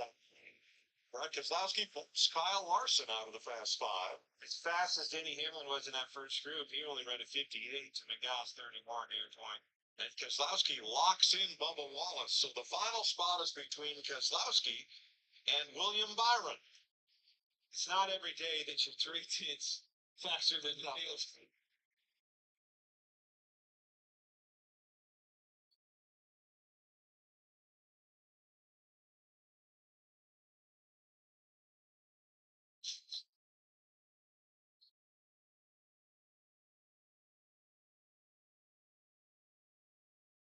Champion this group so far is Larson in sixth. 6/100ths off of the fast five. Good looking race car this week. And Keselowski hangs on by 3/100ths of a second to a spot in the final round. Michael McDowell with a new track is fastest. Round one is in the books. Well, there you have it. Michael McDowell gets the new track record here for qualifying at 32.318. Again, 3/10 quicker than Reddick's second fastest lap in this session, and he was over 2/10 quicker than Hamlin, who was the fastest from Group A. Problem is now he's got to replicate that. He's got the track record, but he still might not get the pole. We'll see if he can do it. And if he does, it'll be his third pole of the season, matching Larson for the most. And all three career poles for McDowell would be this year if he is able to get this one as well. A 139.241 mile per hour average on his lap, and again, a 32.318 was his entire lap time. McDowell fastest overall for both qualifying sessions, and again, fastest lap we've seen today or anywhere at any point in time at Gateway, again with the new track record. Tyler Reddick is second. He will advance into the fast 10, I guess, now. Ryan Blaney, Bubba Wallace, and Brad Keselowski will join Reddick and McDowell from Group B's participants in round 2 of qualifying. So again, be sure to hit the like button on the stream. We still got 10 drivers to qualify. A little bit of a break period between the end of this session and then the next session for qualifying. So be sure to hit that like button. We're at 21 likes on the stream. Subscribe for more NASCAR content. Again, our live commentary schedule the rest of the weekend would look like this. We've got Cup Series racing tomorrow afternoon at 3 p.m. Eastern Time. We'll go live for that. We have 2 more live commentary streams today. Our live commentary streams would include the truck race, which will be at 1:30 Eastern. And then we will have the Xfinity Series live commentary stream at 4:30 p.m. Eastern. There could be potential rain looming around Gateway for that truck race later today. So I'll keep you updated in the community tab as well as in the stream that is already up. Scheduled to go at 1:30. If that start is delayed or postponed to tomorrow, then we would have our double header then tomorrow rather than a triple header today. So again, I will keep you updated on that. So qualifying definitely going to be in the books at least here. So that order you see on the screen right now is not the correct order in which the drivers will go out and qualify here for this second round, but those are the exact 10.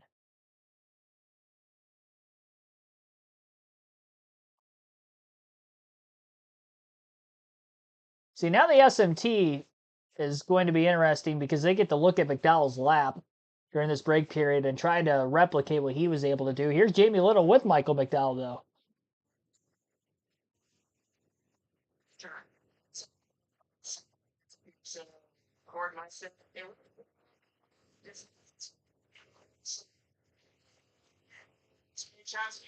Downplaying it. Track record really wasn't that big of a line.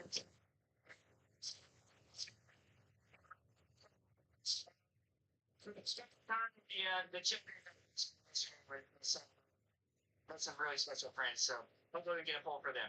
All right, you're going for your third poll of the season. What, if anything, can you do differently this time? Don't screw it up. You know, but everybody's going to have an opportunity to work on their stuff. Obviously, we hit the balance right. So it's not easy, right? Those guys are going to make improvements, make gains. I just got to go execute just like we did there and see where we stack up. That's a lot. Thank you. Kevin, that's been the challenge with the Fords, and you alluded to it earlier, backing that up the second time around. Both tires. Yeah, you got me. All right, so time for a diecast showing now that we are waiting for the final round of qualifying to begin for this live commentary stream. This isn't really replicated at all with Gateway, at least as a racetrack, but a track similar to this in New Hampshire. This guy dominated for a short period of time in the NASCAR Cup Series, and that's Jeff Burton, who dominated on a very similar style track to this. So I've got a Jeff Burton diecast for you guys here today, and this one is from 2005, I do believe. This is his singular wireless number 31. Actually, no, now that I think about this, I think this is from 2006. It's either 05 or 06. Needless to say, singular wireless, Jeff Burton, number 31, Richard Childress Racing diecast. I really like the orange on this car. I like this singular wireless car.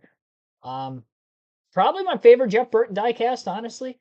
and got this somewhere in the last couple of years. I can't remember where exactly I bought this out of one of the NASCAR tracks I'd went to, but definitely visit your tent vendors when you go to NASCAR races. They sell a lot of classic old die casts from any years, really, and you can find some really good ones there. Maybe some of your favorite from your childhood, like I try to find. And this one is definitely up there. So yeah, Jeff Burton singular wireless diecast, and it does actually have his autograph on the windshield of the race car. I don't know if you could actually see that or not. That was pre-signed from when I had bought it, so one of the few autographed diecasts I have. Um, yeah, this is it. So that is the diecast showing for this stream today. We will have another during the Truck Race Xfinity, and I'll have two for the Cup because I did not get the Cup Series diecast showing off last week with the race being rain shortened. So I'm doing two for the 600 because it was the longest race of the year. So I will have two on Sunday for the Cup race.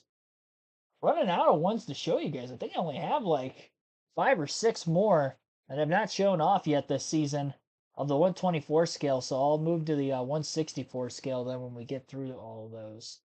I have a lot more of those. I've probably got well over 100 of those. So we're definitely not going to run out of any material there. And if I get any more, obviously on the 124 scale to add before the end of the year, then obviously I'll show those off also.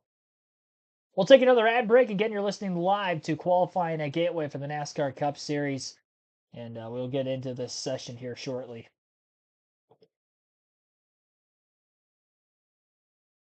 Skyrise X, thanks for tuning in. He's pulling for Blaney and qualifying. Excuse me, got the hiccups right now. Looks like a couple of you guys pulling for Blaney here. I'm a Ryan Blaney fan, so I'd like to see him get his first pole of the season. McDowell replicates a lap like he did, though, in round one.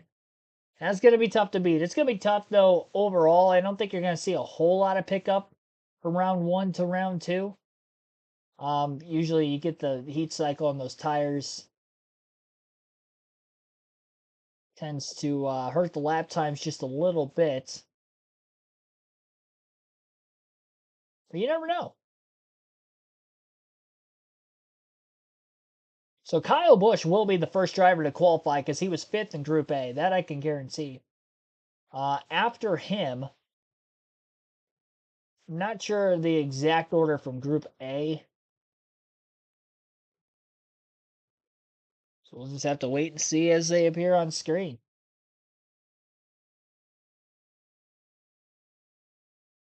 Very windy day as well at the racetrack. Here's Bubba Wallace with Jamie Little on pit road. It's been good for you. 7 the first 2 outings the last 2 years. What do you think? Can you better it? Yeah, that's good to know. Is I couldn't remember anything about this place last year, let alone 2 years ago. So qualifying seventh. I know we ran okay here, so we put a lot of emphasis into this weekend. It's a little bit on the tight side. We made a move from practice qualifying and it wasn't enough. So just kind of exposing the car right now in the areas that I need it to be better. But all in all, good weekend here. McDonald's, St. Louis, had a lot of history here. It's been good. You know, when you guys, as racers, come to the track, you don't just show up and race. You guys put in the time in a lot of these towns. Yesterday, you did something special with your team. What was that? Yeah, we went to the Matthews Dickey Boys and Girls Club right down the road from here and was getting it summer prepped. We were hanging up all the pictures, fixing up, hanging TVs, just making it look good for when the kids come through the summer hours. So it's a lot of fun getting the guys involved and yeah, small things you do, they always add up. So it makes you feel good at the end of the day. Nice job by you. You're going to have the day free. You going back to your bus? You're going to work on some Legos? Is that the deal? Yeah, I got a Lego set I need to work on. I'm not to the extent of Willie B, but we share on what we have going on. I got my laptop or my gaming PC on the bus, so we'll see. I just take a nap. I don't know. I like to sleep, so. Don't sleep. The truck race is coming up, and I have great news, guys. The sun is coming out. All right. Things have changed, Kevin. Oh, you're buying Legos? Is that it? What is that? What? It's a Boston Dynamics five. Well, of course. You can call it a dog, but Well, what else would you call it? I don't know. That's awesome. Check that out. You need one of those, Clint. I'm speechless. I don't know. I don't know where to go after the Legos. Well, William Byron is the Lego building king of the garage area right now, and you know where he got that from? Where? Jeff Gordon. Really? Yes. Also, Huge Lego builder. Legos, video games, and maps. The game has changed. That came from Jeff Gordon. Yep. Wow. Kevin, he is speechless. I didn't know that. Toyotas, 4 Fords, and Kyle Busch's Chevrolet. I think Kevin Harvick secretly lost a little bit of respect for Jeff Gordon there. That's what it sounds like to me. Oh, jeez. Ryan Blaney and Bubba Wallace joking around with each other on pit road here. Still waiting for qualifying to begin. And 10 drivers will try to re-qualify for the pole. The top 10, which would be technically really the top 5 from Group A and Group B. Kyle Busch, Ty Gibbs, Christopher Bell, Austin Cindric, and Denny Hamlin will be the first 5 in that order to go. Kyle Busch is now getting up to speed. Makes that right-handed turn. And try to clean the tires off just a little bit as he exits pit road. Scuffing them through turns 1 and 2 here. And now grabbing the gear in the center of the corner and really trying to ramp up his speed as he heads for the backstretch.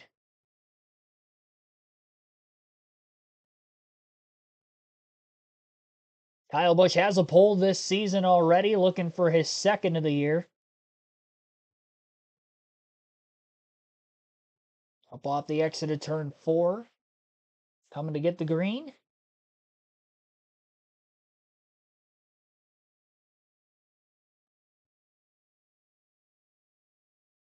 Over 140 miles an hour before getting into the braking point turns 1 and 2 for Busch on this lap, and he went as slow as 109 miles per hour in the center of the corner. Again, shifting 8 times per lap from 5th to 3rd, from 5th to 3rd on both ends of the racetrack. Getting to 4th gear pretty quickly in the center of 3 and 4. Staying in 4th as long as he can. And he does get to 5th right before the start-finish line. A 32.842 for Busch. I believe that's a little bit of a drop-off from where he had from round 1 to round 2, but again, that is not a surprise with the cycle on these tires already. Same tires on the cars from Group A qualifying to Group B. Last 3 races for Ty Gibbs as far as qualifying goes. 6th, 4th, and 1st. His first career pole in the 600 a week ago. Toyota got the clean sweep, not only getting the pole for the race, but also winning the race with Christopher Bell.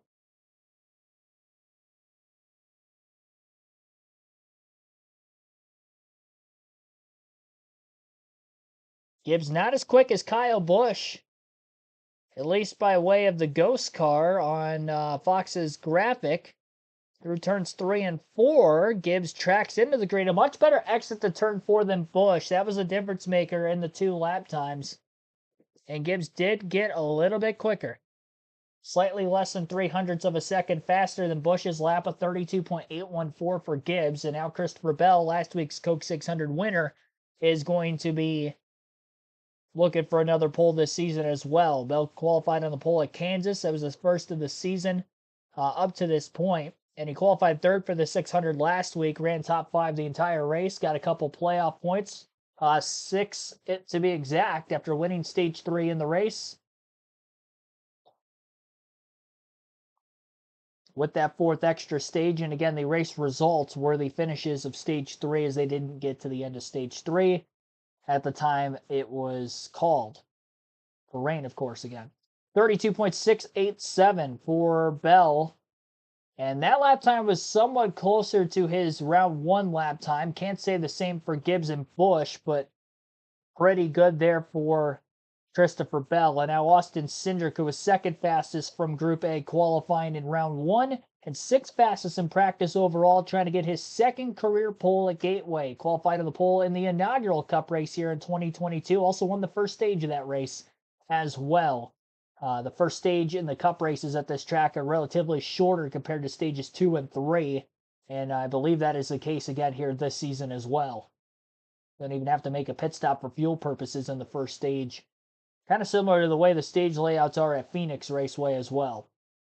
Cindric to the top of the speed charts on the 32.577, and Cindric did pick up from round 1 to round 2 by about 1/10 of a second.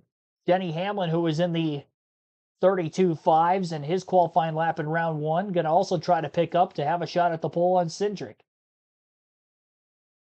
He's going to have to pick up at least a little over 100th of a second to beat Cindric's time from where Hamlin's time was, which was a 32.58 back in round 1. Down the backstretch right now, not tracking in the green, headed to 3 and 4 for Hamlin. Hamlin was the last driver to qualify in round 1. Last, at least, of this group again to qualify here for round 2. Not as good, though, as Austin Cindric. Denny Hamlin, third quickest on the speed charts of the first 5 qualifiers for this second round. A 32.726 for Hamlin. He falls off about a 10th and a half from where he was in round 1. So as of right now, 5 qualifiers are in, 5 still to go. Austin Cindric is at the top with a 32.577. Again, he picked up about a 10th of a second from where he was in round 1. Now, McDowell's fast lap, which was the track record from round 1, was a 32.318. So we'll see if McDowell can do that. He's already got the track record. He doesn't have to top that again, at least as of right now. He just needs to top that 32.577 for Cindric, unless somebody else obviously goes quicker than him of the 4 drivers who would qualify before McDowell. The order in which the drivers will qualify for the remainder of qualifying: Brad Keselowski will be the next driver. After him will be Bubba Wallace, then Ryan Blaney, then Tyler Reddick and Michael McDowell. In that order will be the final 5 drivers to qualify. We'll take our final ad break. Again, you're listening live on KRC to Busch Pole qualifying for the Enjoy Illinois 300 for tomorrow's Cup race at Gateway. How did Ross do? He qualified just outside the top 10 today. A French NASCAR fan, thanks for tuning in. Host of our Qualify Well. Feel he can do great there. Yeah, this is his first Cup start at a track that he did race at last season. So, yeah, we'll see. And it's with the same team, not the same car. It'll be in the 77, of course, this weekend. He was in the 7 for LaJoie last year, but still back at the track again. And he had a top 15 pace last year before the brake failure. Something I didn't hear a lot about with practice as well. We have seen a lot of brake failures at this racetrack in the first 2 years here with this next-gen car. So it'll be interesting to diagnose if we get any brake failures in the next couple races as well. Remember, Harvick wrecked pretty hard here. Obviously, Hocevar's brake failure. And a couple others as well we've seen at this track in the first 2 years that the Cup Series has been here.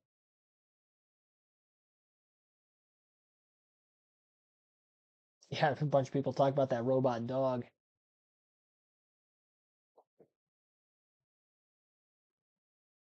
I don't think I've seen one of those in person before. I have seen videos of them. Just like that.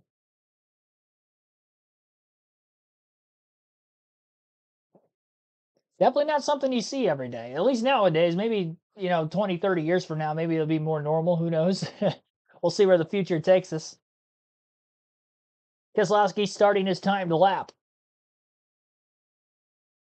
Ford's pretty quick again in qualifying this week. That's kind of been the case this season where they have qualified a lot better than they've raced, but obviously they've raced a lot better the last several weeks as well.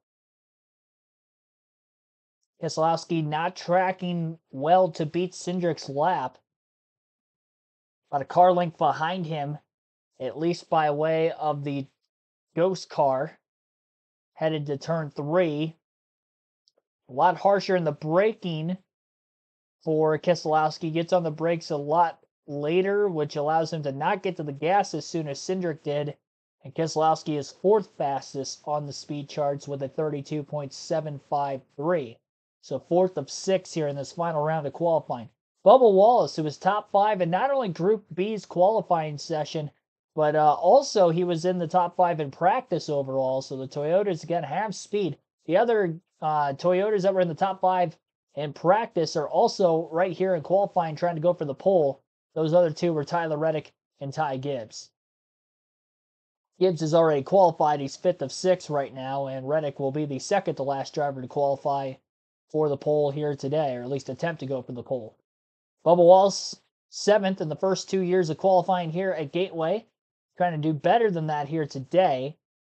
He's currently 5th, as he will time in with a 32.775. So the only driver who's picked up from round 1 to round 2 so far in qualifying is Austin Cindric.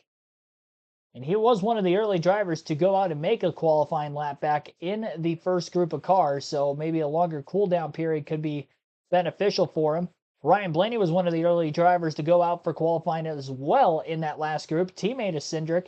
We'll see if Blaney can go for the pole. Blaney was 1/1000th of a second slower than his teammate Logano in practice, and very even right now on the tracking sheet, headed into turns 3 and 4 with that of his teammate Austin Cindric.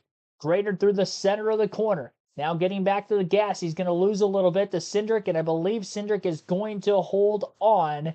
Blaney's second fastest. He gave him a run for his money there, though. 32.613 for Blaney. Cindric still at the top, about 0.03 of a second faster than his teammate. 2 to go. Reddick and the new track record winner earlier today, Michael McDowell. Reddick on the track right now, beginning his lap. Headed down towards turns 1 and 2. Now his round 1 lap time was quicker than both Cindric and Blaney. Tracking in the green slightly off the exit of turn 2, but he's losing some down the backstretch. He's probably going to brake pretty deep going into turn 3, but can he actually get it to settle in the center of the corner? So he's in the green getting in, but then getting off, he is not. So yeah, that's kind of what I expected. As he was going to drive it in so much deeper on the entrance that hurts the corner exit speed, and Reddick falls to 4th on the speed charts. A drop off of a couple tenths from where he was in the last round. 32.707 for Reddick, again 4th of 9, and the last driver to qualify is Michael McDowell. So will it be Cindric getting his first pole of the season, his second at Gateway in the first 3 years of the Cup Series racing here, or will Michael McDowell be able to go for his first 3 career poles all in this season? Through turns 1 and 2, almost 1/10 of a second quicker on the tracking sheet is McDowell as they head for turns 3 and 4. McDowell has to replicate that on this end of the track. He is picking up still. It's not going to be as fast as his round 1 time, but it'll be fast enough for the pole. Michael McDowell, for the 3rd time in the first 14 races this season, has qualified on the pole. All of his 3 career poles in the Cup Series. This lap was a 32.468. He was over 1/10 faster than Cindric. He did drop off about 1/10.5 from his round 1 time, but that's a given considering the cycle on the tires. But congratulations, getting the sweep and qualifying today. Michael McDowell, and a new track record holder with that 32.318 he had in round 1. Here's Jamie Little standing with Cindric, who qualifies 2nd. Treat. In the end, you had to wait for the final 34 car. Yeah, I know I got some really good exits, which makes watching it pretty frustrating because, they're all going to show entries. Job, Michael. Definitely put 2 together. Felt like I got it all on our end, so I felt like I left a little bit on the table the first round, so good to gain in the second. So, yeah, trying to learn to put Mustangs fast, but stick with front row for now. This has been a good place for you. Run top 11 both races here. How beneficial is it to start up from where you are and get that pit selection? It's important as long as I don't speed on pit road. That's a critical aspect of this. At least my race last year. So execution super important. Tire strategy, where the cautions fall, going to be super important for tomorrow. But obviously the Penske cars are fast, and proud of the work the guys have done. Just got to go and have a good day tomorrow. Well done. So front row starting spot for Cindric. We'll go over the top 10 on qualifying, and then when they come back from the commercial break, I'm sure we'll get a word with Michael McDowell, who again is your pole sitter for tomorrow's Enjoy Illinois 300 at Gateway.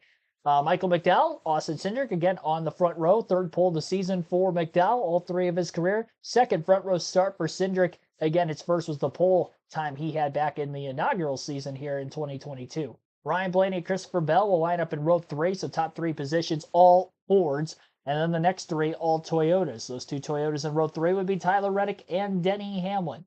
Brad Keselowski, Bubba Wallace will line up in row number 4, And row 5 will be Ty Gibbs and Kyle Busch. Busch, the highest qualifying Chevy in 10th. Here is Michael McDowell. You don't have to wait for the commercial break. I'll rewind it here a little bit. I missed the beginning of the interview, so sorry for that. Here he is. Just a little bit loose and had to catch it. But luckily was able to recover quickly and get back in the throttle. I'm just so proud of everybody at Front Row Motorsports. I mean, I know this is our third pole of the year, but to do it at a short track, a flat track, not a super speedway, really proud of everybody. We got Siteman Cancer Center on the car this weekend, first time for them. So excited to start from the pole tomorrow. Really proud of everybody. It's a cool team effort here. I know pit road can be treacherous. I know track position is key. So how important is this for you guys to have that number 1 spot tomorrow? Oh, it's huge here because, they've widened pit road here a few feet, but we've seen it where it's just really critical to get off pit road here. And it's tight, especially as guys do 2 tires, 4 tires. So having that first stall and being able to launch from your box and have a clean shot out will be a big deal tomorrow. But right now we're going to celebrate today. We'll worry about tomorrow morning, but really proud of everybody. It's a great effort, and all of our partners, Horizon Hobby and Loves Travel Stop. And, we got great partners. It's a great race team. Big news for Front Row, getting the 3rd charter this week, too. So there's a lot of great momentum happening, and we need a win. We need a win to get into the playoffs, so we're going to fight hard for it. Love the excitement. Enjoy the celebration. Mike? Michael McDowell's preview. Great job by Michael McDowell and that whole Front Row Motorsports team in qualifying this season. They've qualified top 10 a ton this year and another pole award, tying Larson for the most on the season. Who would have thought that? More than halfway through the regular season, Michael McDowell will be tied for the most poles with Kyle Larson of all drivers this year. Great job to that 34 team this season. Appreciate everybody that's tuned in here this morning for our practice and qualifying live commentary stream for tomorrow's race for the NASCAR Cup Series, the Enjoy Illinois 300. This is going to wrap up our stream here today. We have 2 more still to go. Live commentary for the Truck Series. That will begin in about 2 hours from now, as the start time for that stream will be at 1:30 p.m. Eastern Time. Our Xfinity Series race coverage with their race out in Portland will begin at 4:30 p.m. Eastern Time as well, so we'll have very tight back-to-back streams later, but a 2-hour break here between streams 1 and 2 today. There is forecasted potential rain, about a 50% chance around the start of the truck race. So if it is delayed at the beginning, I will not go live until they have a scheduled start time for that race. But I'll keep you posted in the community tab as well as that stream, which is already up on the channel that has just not started yet. Thanks for everybody waking up early, tuning in. I'll see you back and better than ever again here in a couple hours for a truck race live for trucks, Xfinity Cup races, as well as Cup practice and qualifying as you saw here today. See you soon, everybody.